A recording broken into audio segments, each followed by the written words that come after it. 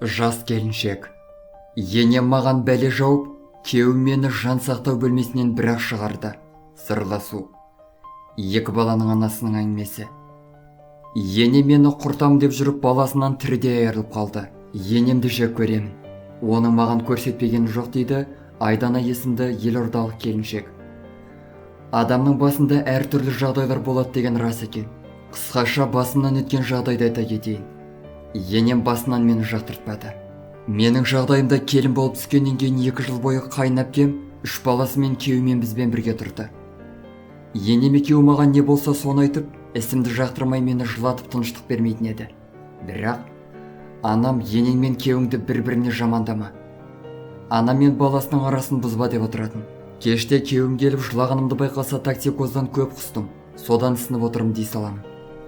Баламыз уақытына жетпей туылды. Ол өз алдына әңгіме.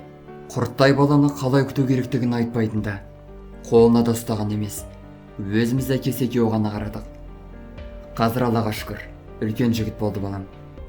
Мен бәрін ішіме түйіп жүре беретін адаммын. Ұнамаса да қарсы сөйлемеймін. Сөйтіп жүргенде жолдасым іссапарға кетті 1 айға.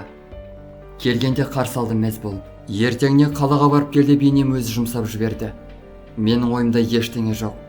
Айтқандарын алып үйге келгенімде күйеуім мені өлгенше етіп тепкілеп больницадан бірақ шығарды.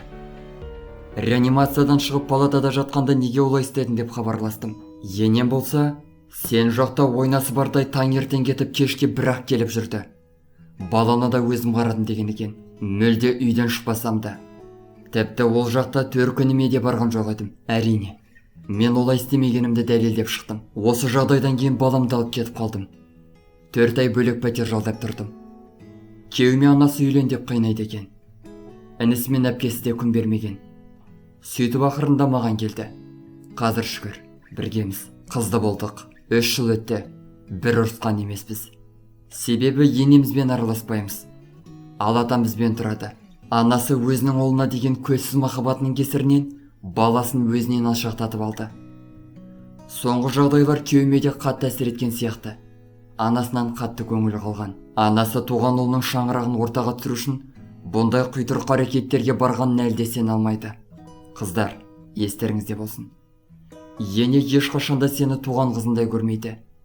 Бөтен адам бөтендігін жасайды деген сөз рас екен деп аяқтады кейіпкеріміз хатын. Достар, біздің каналға жазылып, лайк басуды ұмытпаңыздар. Келесі шығарылымдар тек қана сіздер үшін.